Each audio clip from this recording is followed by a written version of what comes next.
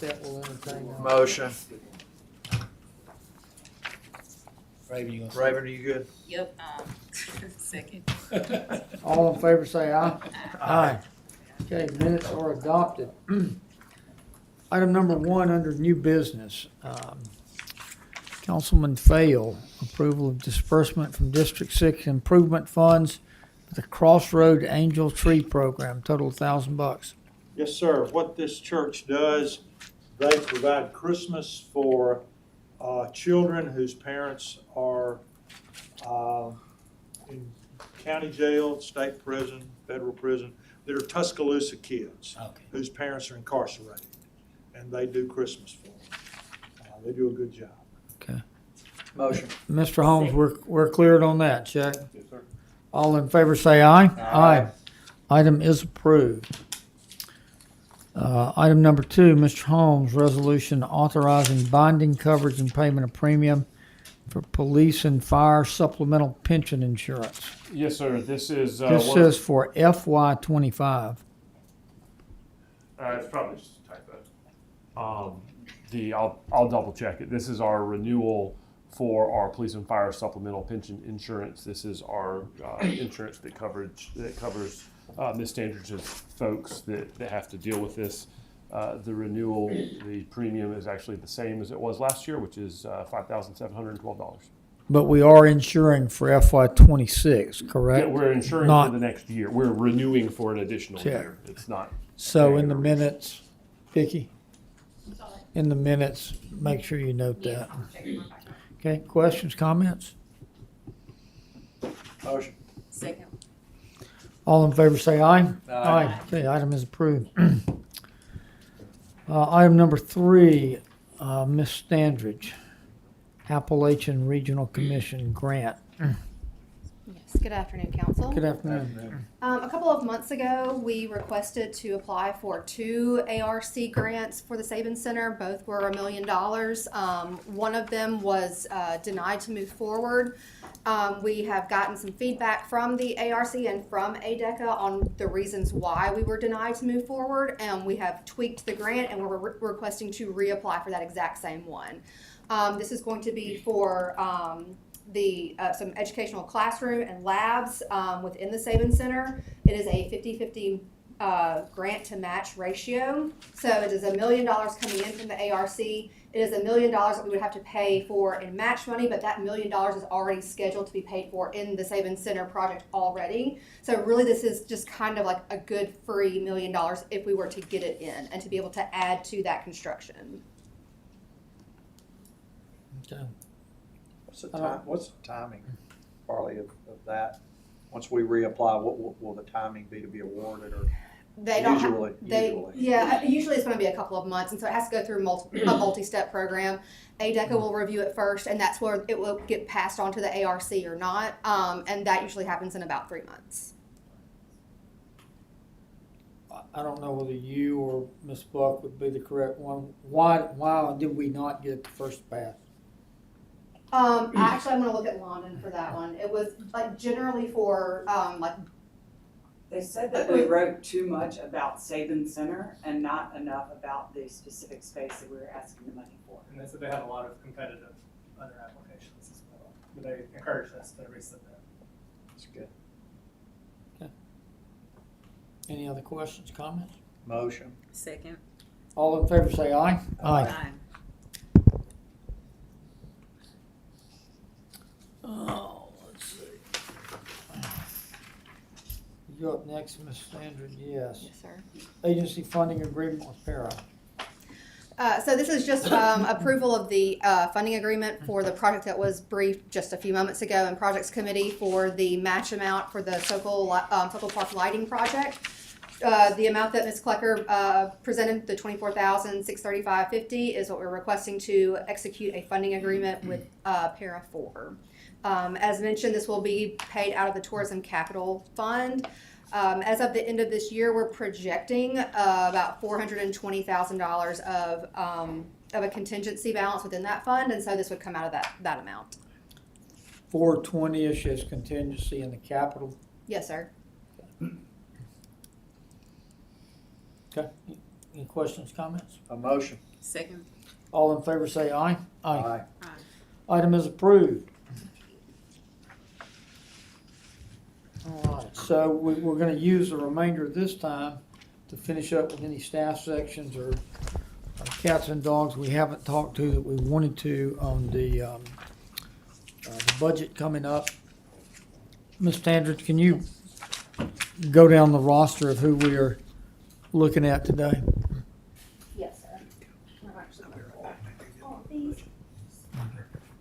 So, the remaining departments that you have yet to, staff departments that you have yet to hear from are municipal court and airport.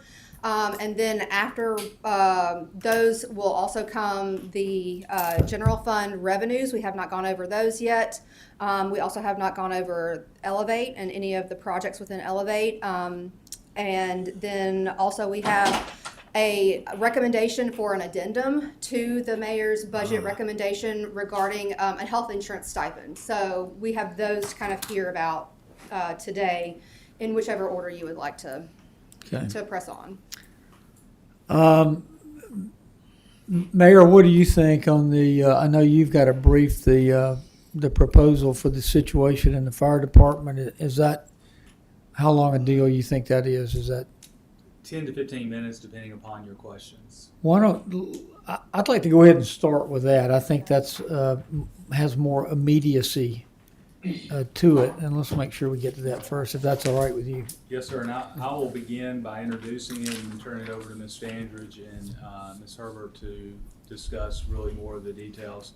So when we completed our budget work, it was around the first few days of August.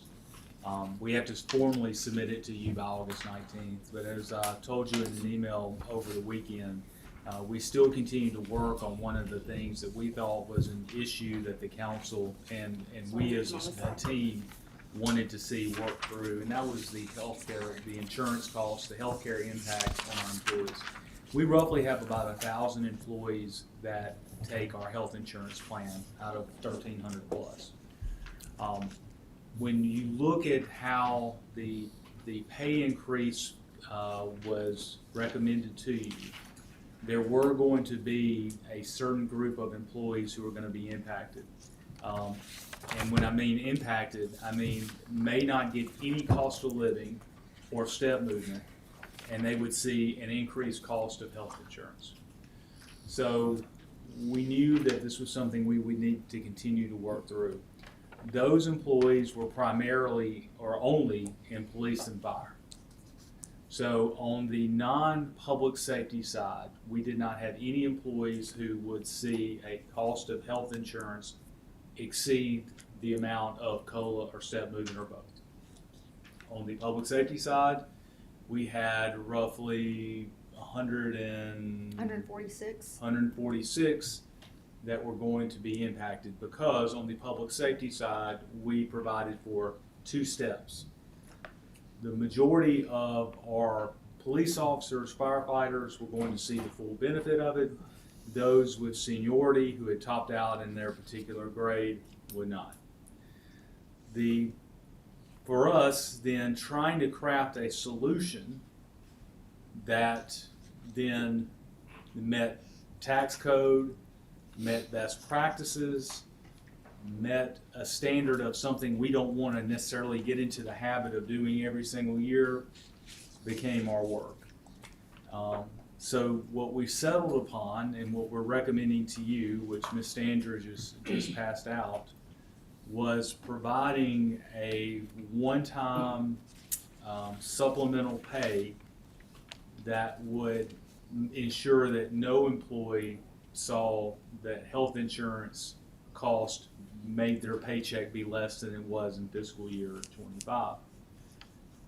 I, though, felt strongly that this not only apply to the 140-something employees, but also to every employee. And what I mean by that is the majority of the employees who were impacted by this are making very, very good salaries.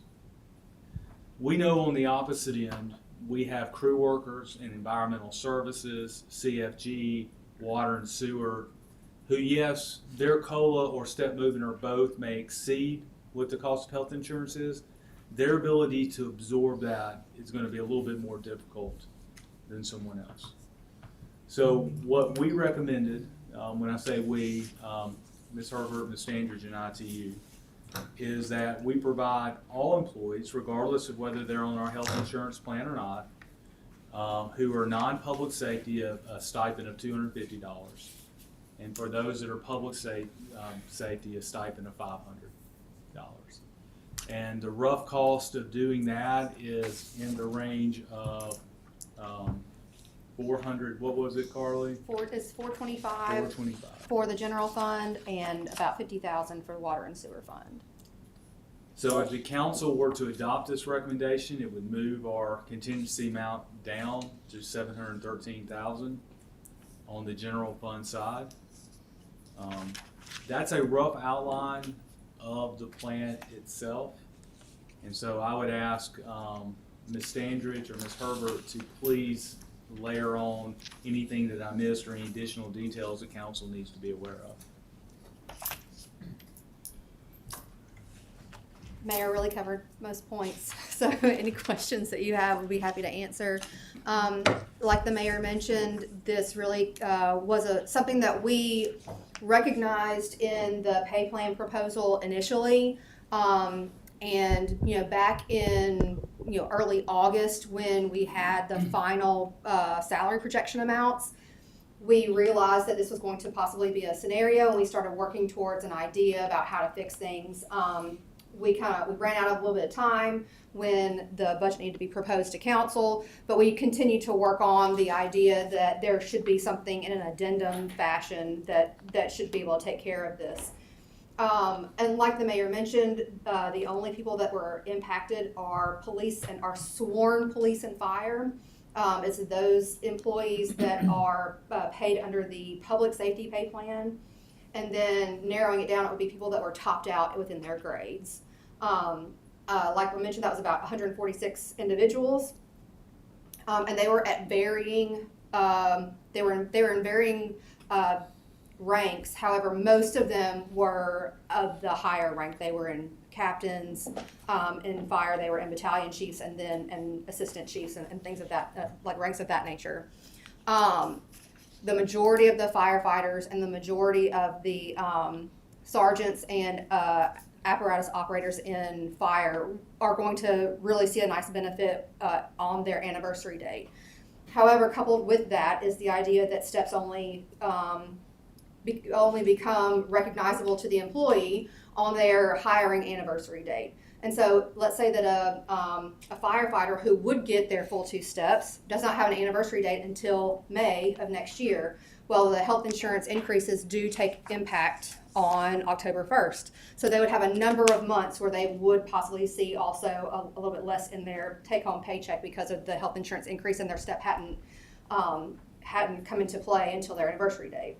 So it's really to help people across the board when it comes to the idea of public safety. And then, like the mayor mentioned, knowing that there are crew workers in numerous departments and our custodial workers and things of that nature where their income is less. Knowing that their health insurance or health costs, regardless of how they are, they're paid, whether through our health insurance plan, possibly another health insurance plan, or even just health costs in general, are all escalating at a crazy rate. And so it's in finding some way to invest into everybody, we came up with this plan. Now, I will say one thing that it will not correct. If you are a topped out public safety employee and you have the highest level of a health insurance plan, it will not cover all of those. The total increase amount for that person over the entire year will be a little bit under $550. And this is $500. And so there will be some people that won't cover completely, but in order to be able to spread it across all departments, as we have mentioned the need for before, this is really kind of where the compromise landed. You're talking probably around, I think off the top of my head, 87 employees. To go higher drops our contingency rate below 700,000. which again, there's nothing magical about that, but it's, we normally try to keep it at $1 million. To do this, we're dropping it below $1 million, so now we're at 712,000. To me, the reason why the non-public safety is important is more of, one, is certainly what Ms. Standridge echoed, that I firmly believe our crew workers, our custodians, our people who make this city run every single day, health insurance increase impacts them proportionally more than any other group within our own city. The second is just internal to the day-to-day. We have 19 departments of the city. 17 departments feel like that sometimes they don't benefit as great as the other 2 departments in public safety. So I think to do something just solely for public safety just creates a morale issue on the other side. And that's one of the things we try to balance every single day, because every employee is essential for success at the city. But I'm sure you can appreciate that internal, that what we deal with every single day, and making sure that all of our employee groups feel valued in the process. Yeah. Can I just make a comment? Mayor, I can't tell you how much I appreciate this as a former city employee, because multiple years our insurance went up more than our raise did. And we were just told, be happy you have a job. And I'm really pleased that y'all are doing all this for our employees. So what's the Thank you, Mr. fundamental cause of what I'll call this inconsistency, where Where some employees are getting raises, and it's taken on top of the healthcare raises, they're still getting a raise, but some are not? Well, it goes back to, What keeps it from happening next year? You may have read a letter that I sent a couple of weeks ago that really went into the history of our public safety pay plan. Back in 2021, which it was implemented in 2000 for fiscal year 2022, we implemented a new public safety pay plan. That public safety pay plan had 7 grades at the time, 15 steps within each grade. And the thought process was, and it wasn't done in isolation, most of you were a part of that. One of the things we heard loud and clear from public safety was, we want step movement. Step movement is important to us. Step movement as opposed to COLAs. Why? Because step movement is a way of progression. It also would encourage promotion. So if you are a grade 1 police officer, you get to step 15, then we want to motivate you to get promoted to sergeant so that you get onto the sergeant's pay schedule and start that movement again. So let's guarantee that step movement. And by the way, that step was at 2.5% versus the non-public safety of a step at 1.5%. So one was, let's create an incentive to move people with a 15-step plan. By the way, when we moved people from the old pay plan in fiscal 21 to the new pay plan in fiscal 22, there was a significant financial benefit across the board. Well earned, well deserved for our public safety sector. On the non-public safety side, the steps are only 1.5%. And what we've done on that case has been more likely to say, let's apply COLA here because your step movement is so low. On the public safety side, let's apply more of the step movement because that was what was encouraged and when we talked to the different employee groups. So that's how this year you fell into it. The other thing that we have happened, especially within the fire service, is our fire service is, as we've talked about, what's the number? 25% of our fire service could retire today.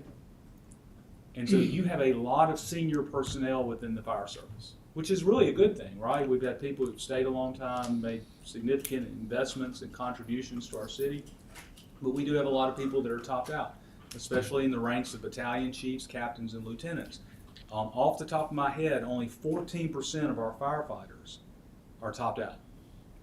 So the good news about our recommendation is that 86% of our firefighters actually saw 2-step movement. And that's a very, very positive thing. So I don't think in the future the chances of this happening are high, because I think over the next 2 years, or I believe in the next 2 years, you're going to see within the fire service a higher rate of retirements. Juxtapose that with police, where we are a very young department, as we discussed. And so there is, the likelihood of this happening in future could grow with police if we continue to retain our personnel, which we're really doing a good job of doing that. But in the near future, next 5 years or so, I don't think we're going to run into it. So to answer your question, ultimately, I'm sorry for the long answer, is I don't see this happening. I think the chances in the future are less, but not impossible. And again, Ms. Herbert or Ms. Standers, please jump in or correct me where I'm off, or there's a piece of information that needs to be layered in. Only two points to possibly add on for your consideration of what could happen in the future.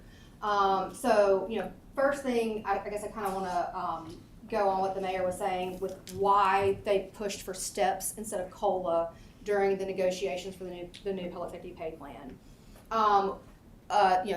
People like to term it salary compression. One of the points was that if you are a police officer that has been here for 10 years, but yet you have not gotten step movements, you really have no disclosed seniority between somebody that gets hired and is there for their first year. There's really very little separation between your pay amounts, but yet you have been here for a decade and should know a lot more within your field than the person that has just been hired. And so I think that one thing that they were pushing for in the step movement category was to be released from that salary compression and the internal politics that creates. And then the second point that I want to layer on is that next year, this is why I do not think you'll see it next year. Next year we convert to RSA. When that happens, the employee required contribution rate for the police and fire pension is 13%. When they transition to RSA, that's going to drop, and even at the highest rate in tier 2, that's still going to be 8.5%. So from 13 to 8.5, their employee required contribution withholding amount is going to decrease significantly. So they will automatically see a jump in their take-home pay starting October 1 of next year. So even regardless of what the pay plan scenario is next year, they should still see an increase. So, from implementing this addendum, what is the only thing that's becoming a part of this is this? That's the only thing that's new, That's yes, the sir. only Yes, thing sir. that's additional to that? Yes, sir. And if this were authorized by the council, our goal would be to issue these checks sometime around the Christmas season. So the authorization mechanism is simply the budget approval? Yes, sir, unless, again, Ms. Herbert or Ms. Standard. Yes, sir. And it's a lump sum. Yes, We sir. would like to do it in one lump sum, yes, Now, sir. it would be taxed. And again, that's the other, we have to deal with the tax implications. And Mr. Holmes had to research our ability to provide compensation under our local and state laws as well. We believe this meets all the thresholds. Even though I thought, healthcare can be before tax can.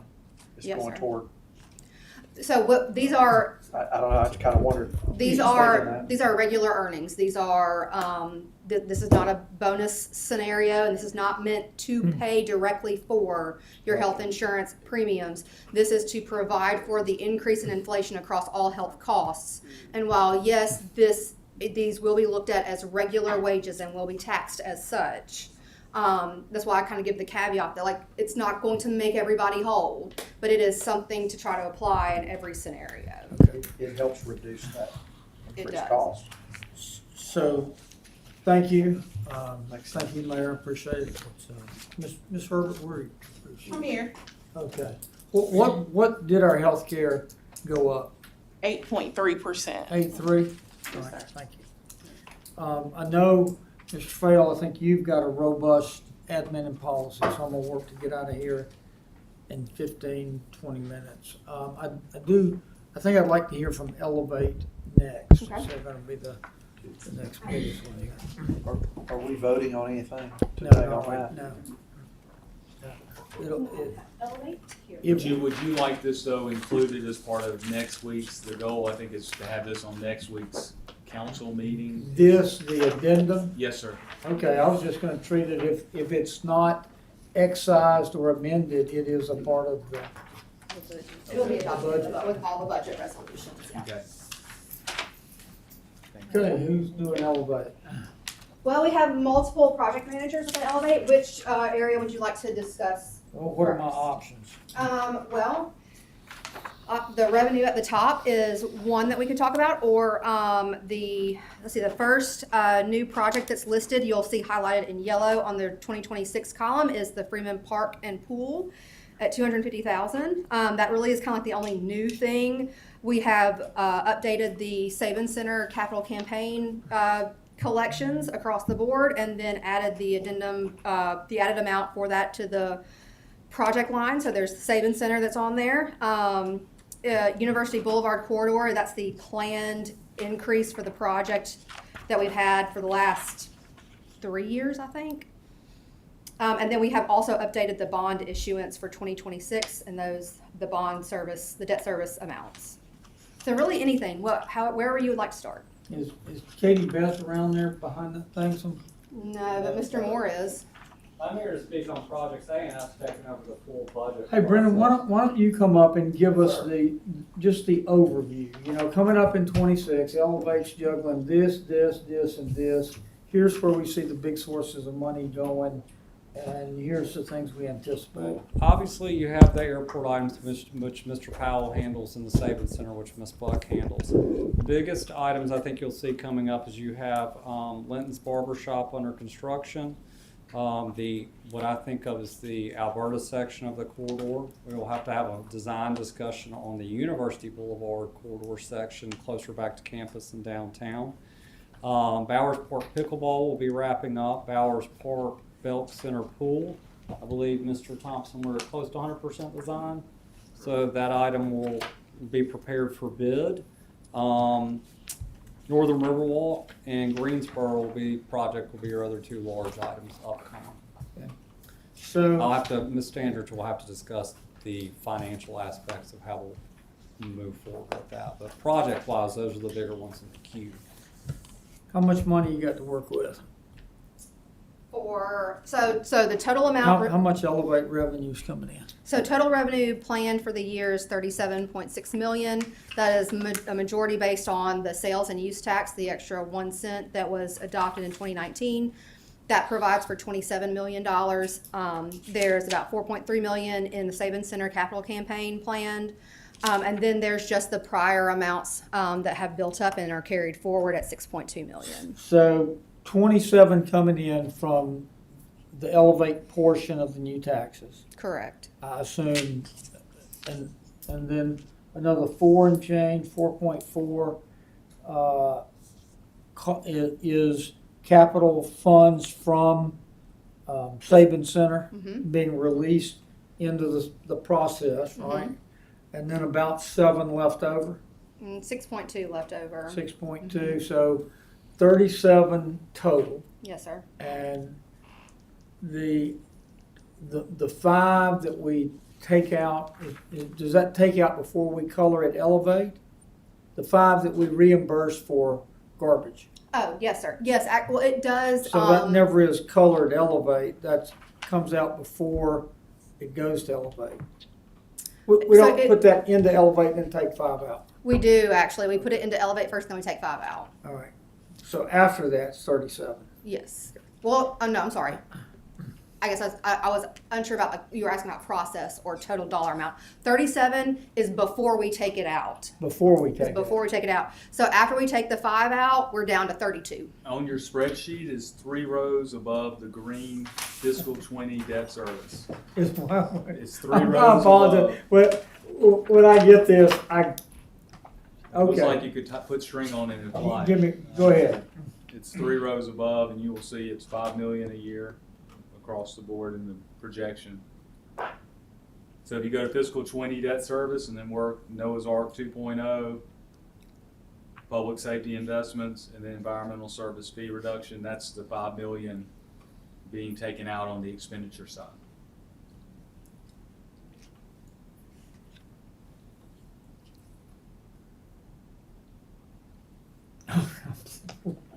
We're gonna have to do it my way. Okay. You can get me tracked over to the Sure, spreadsheet. sure, So you got 37. We got 37 going into Where are the the fund. big chunks going? Big chunks coming out, so we'll start with your environmental service fee. Are they in order here? No, sir, they're not gonna be in order there. Do you want me to go in order? No, Okay. I'm fine, just big chunks. I Okay, can so follow. big chunks. So the environmental service fee gets transferred back to Sure. the general Is fund. that still 5 evenish? 5 every year, absolute even. The next large chunk is the public safety set aside. So the public safety amount, that is 20% of the total overall Elevate amount. 20% gets transferred to the public safety fund, which So is is, that 7 too? Is it It's 20% of 37? No, it's 4.4 million. it's 20% of the 37, or it's 20% of the 27, the Of total the sales tax. tax, less the $5 million of environmental services. Then take 20% of that number, and that gets pushed over into public safety. That goes into the public safety fund that pays for the pay plan and RSA conversion save up. Is there this, the adjustment we just talked about, that wouldn't be appropriate coming out of there? No, I wouldn't think so. I mean, Or the public safety portion of it? you could, I mean, I only ask because oh, it no. arises from a choice of step versus COLA, Chair. You could, and Ms. Andrews may have a totally different opinion, but you could pay for the increase theoretically, I guess, for public safety and or the employees who are covered by Elevate. Okay, all right, let's, You can tell. We don't need to- Ah, yeah. we don't need to hang up, let's keep, I only work here.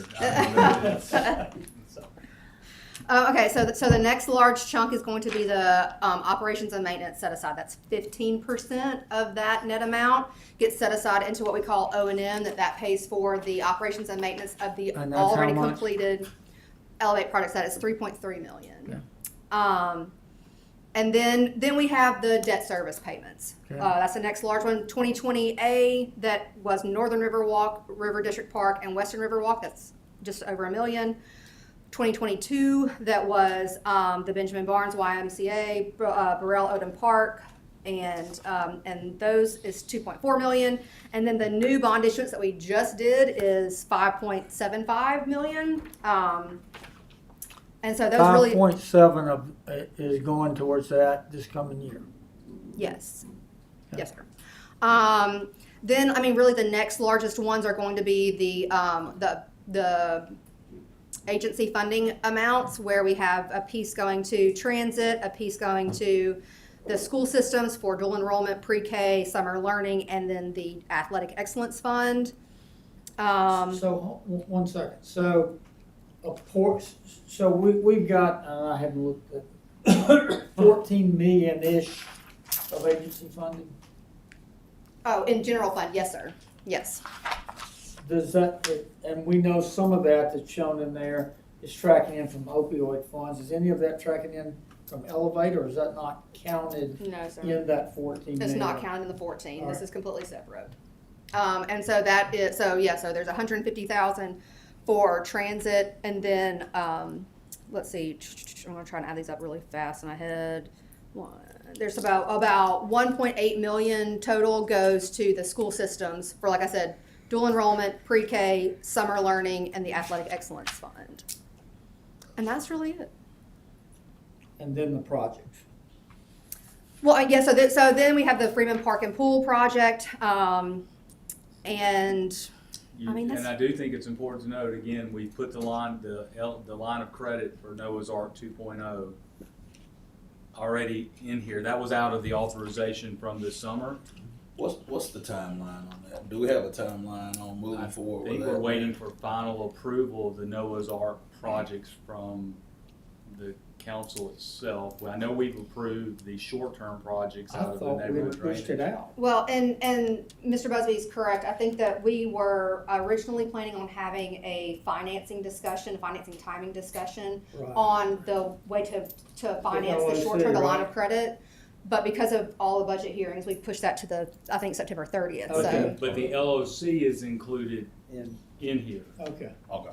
Yeah, but that'll be ultimately the council this fall to decide. But how so to, what projects technically, and how to fund it. but I know if the projects are approved, we've got some things that could get started, Joe, to your, like as soon as the budget's adopted, honestly, because I think engineering's got several things that are ready. Correct, Mike?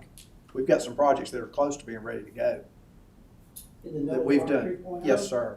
We have some that are relatively close. Yeah, that are close, Finalized. that we've been working on. So I think that we ought to start some of those as quick as we can Maybe put it on an upcoming agenda once we pass the budget and let's, and get them. I want to make sure we're on the same page with the council. Absolutely. We just need to get projects and get it done. And I as think far as we're all the in agreement with what's there. Yeah. As far as the cash I availability think for that's fine. Noah's Ark, I just want to make sure that everybody's aware. So a line of credit issuance is no different from any other debt issuance. We will have to take it the same general pathway. We will have to do an RFQ for if a number of banks want to offer whatever their interest rate is. Usually we will advertise the request for qualifications for about 2 weeks. We'll get them in, we'll vet, and then we'll present to council again. So that will take, the original presentation to finance committee and then back to council. So I would say it's going to be about a month to a month and a half before we will have cash in hand to be able to start executing after. After we approve by another month before we'd be able to move. Yes, sir. Probably November, probably. That sounds Ish. good. Yeah. That's fair.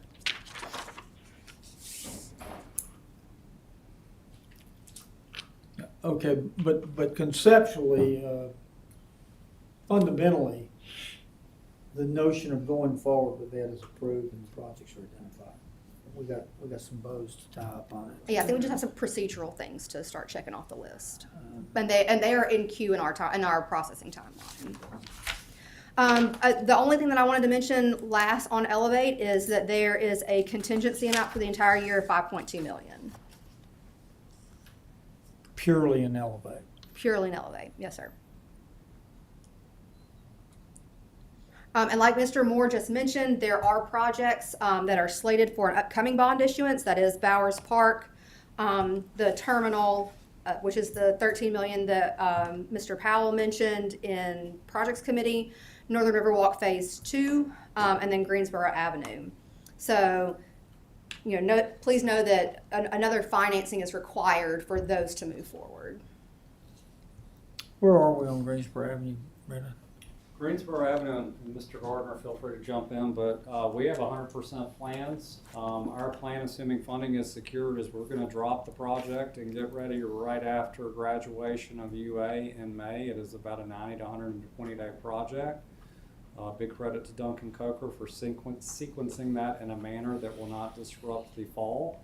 So we're optimistic as if we get going with that schedule, that as we approach Labor Day of 26, that the project will be complete. We would be essentially on punch list items. That's Fair? correct, yes.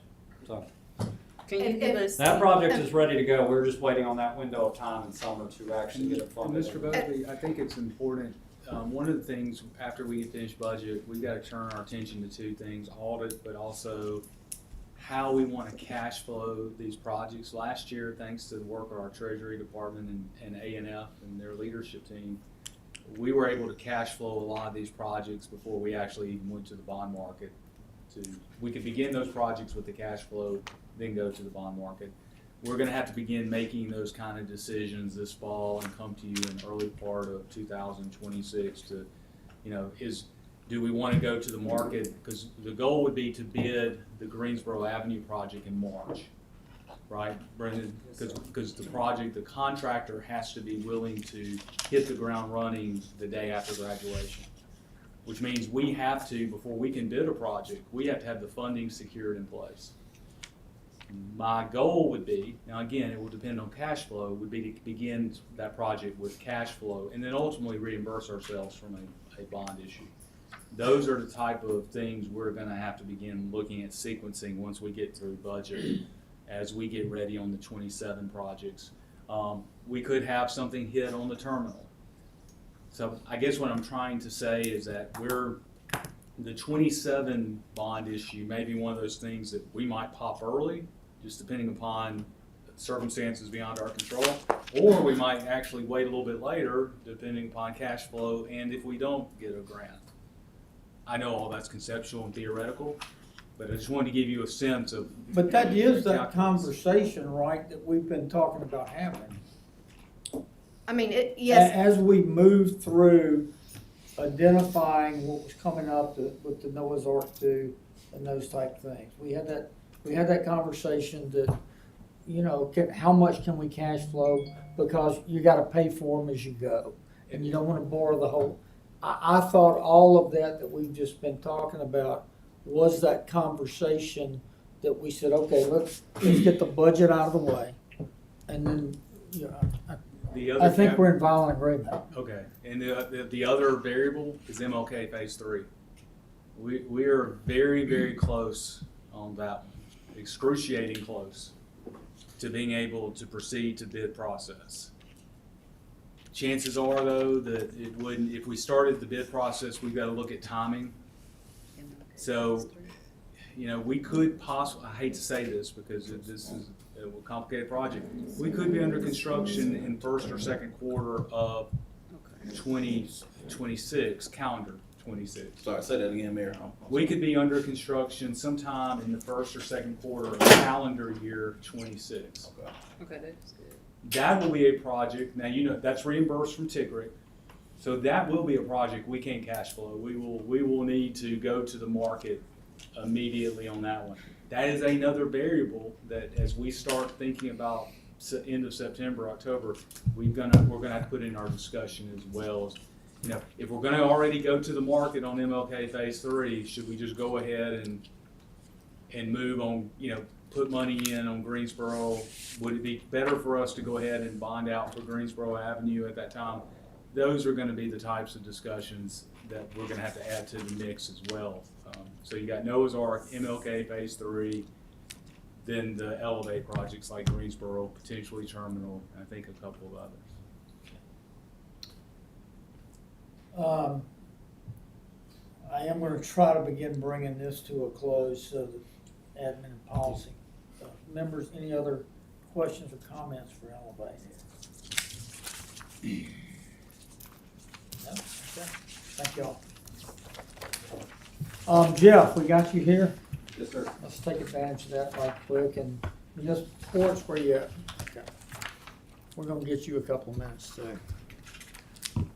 Jeff, what page are you on in the budget book? I believe it's 53. I wasn't sure if you'd have it available, so I had a packet there, Thank you. some of our documentation in it.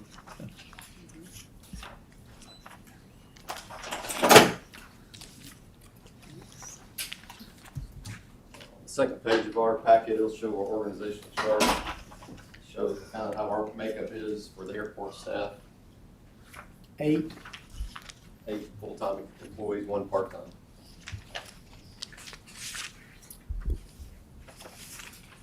And what types are those, Jeff? So we have 4 maintenance. We have a maintenance supervisor and 3 line employees, and the rest are admin. We have a senior secretary, operations manager, assistant airport manager, and myself. Okay.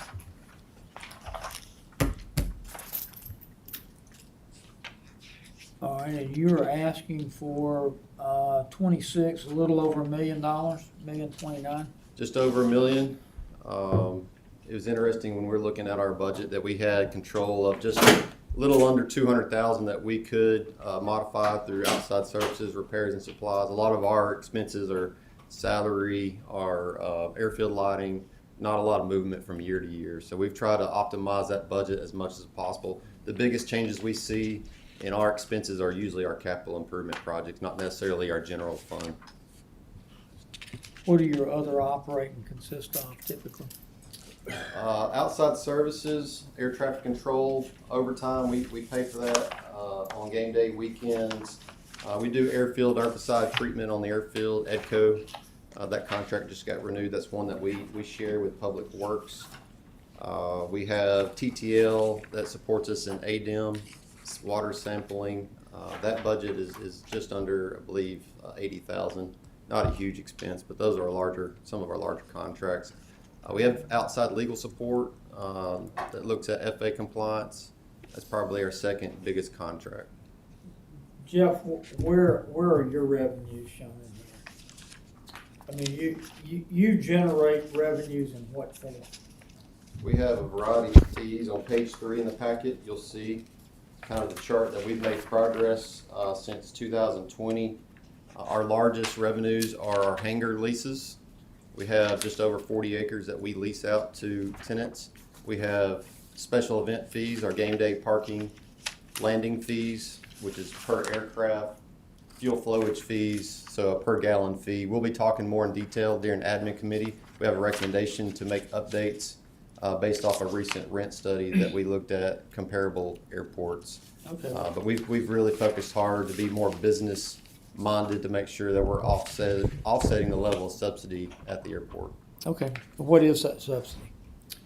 For this budget at $1 million, we're currently generating $550,000 in revenues. The rent proposal, the fees, there's a potential that we could generate an additional $300,000 depending on how we negotiate our leases.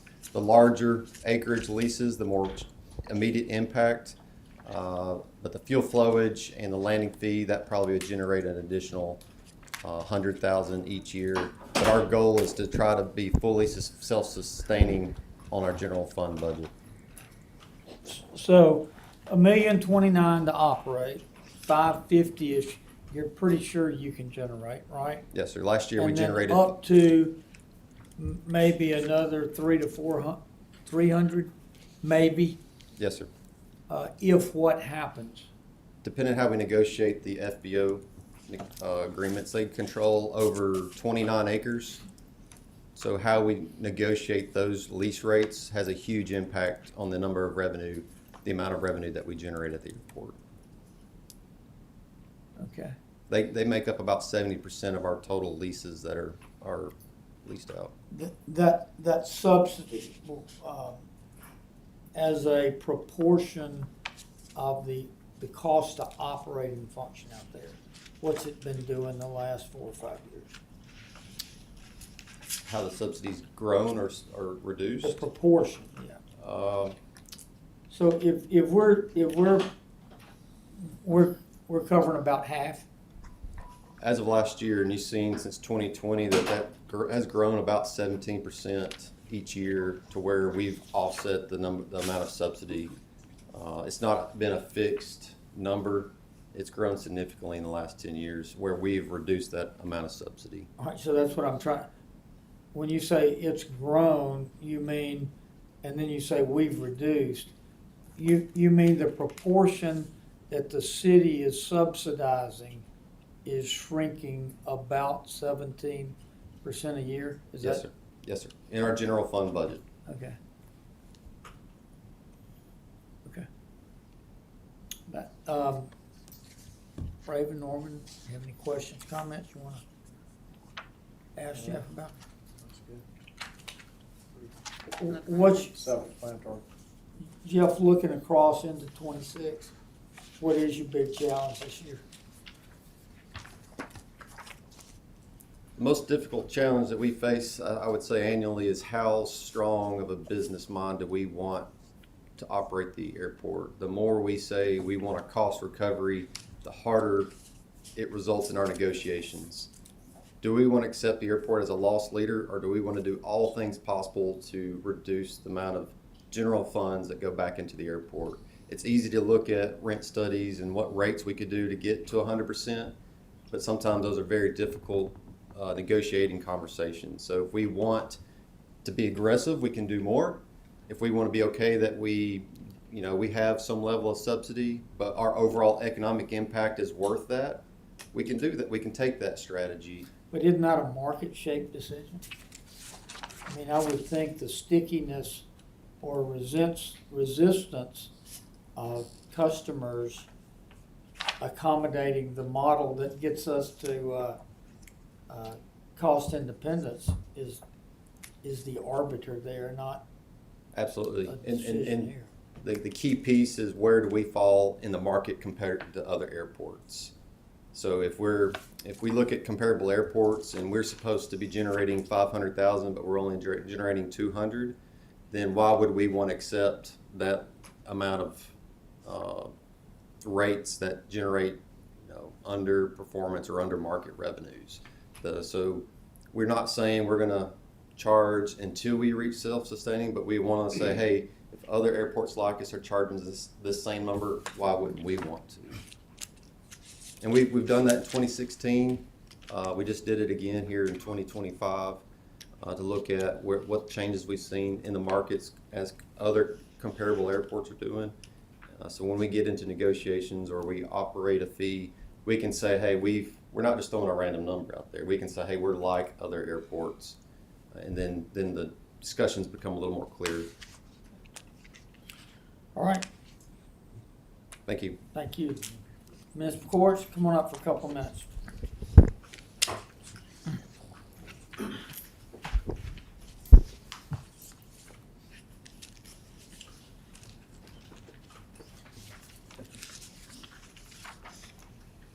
This is just a copy of our organizational structure, so Okay. that you can see the breakdown. You're gonna get the quick version. Mr. Fail's pulling his watch out like this. We do have council at 5. I know. Where I would will have taken 55 minutes. I'm leaving you 60. Where would you like me to How start? much money do you need? Straight to the point. All the money. No. No, our budget's level funded. This is, the change you see on here, there is an increase, and that includes the 2 personnel that we brought in for the court referral program. This program has been built kind of in the transition for the budget, so it's not all gonna be shown as it normally would, like it would next year, because we're implementing the contract kind of as budget preparations are happening. Okay, but what does it cost us to operate our municipal courts? So the operating budget is right at 1.5 for this fiscal year. Most of that is going salaries, benefits. Do we pay administrators? Do we pay judges' salaries? We have our municipal court judge, we have part-time judges that are brought in on an as-needed basis when Judge McKinney is out. So if he's out sick, at conference, on a vacation, we limit those to when it's a necessary cost to keep that cost at a maintained level. What portion of the cost of operating our municipal courts is shared by other entities? Any? So there's no state slice of that? No, so when the only money that comes in through the municipal court for a ticket or a criminal case, a small portion of that is kept by the city. The remainder is all sent to the state. It's all set out by the state on how much the court costs are diverted into other funds. So we keep a small portion of the court cost, and then we keep the fine amounts, but the majority of your court costs go back to the state. But what we bring in over the past few years has been a self-sustaining for the department. Do you have a breakdown on how much of that actually goes to, say, the district attorney's office and I other can get entities that and for stuff? you. Okay. Because it's all broken down per fund. So you'll have the district attorney's office, you have the Citizens Trust Fund, ADECA, Okay. you have the, And you have that break? Could you get that? I to can me? send that to Okay. you. Thank you. Is that to the local office director to go to the state where it's allocated? For- District attorney. District attorney is sent straight to the district attorney's office. We cut a check once per month when all of our state checks are cut. What is that average of carries? You know? I want to say, don't hold me to this completely. I want to say it's around 15 to 17,000 per month. It's a couple hundred a year. It was a little over 300,000. 300,000. Yes.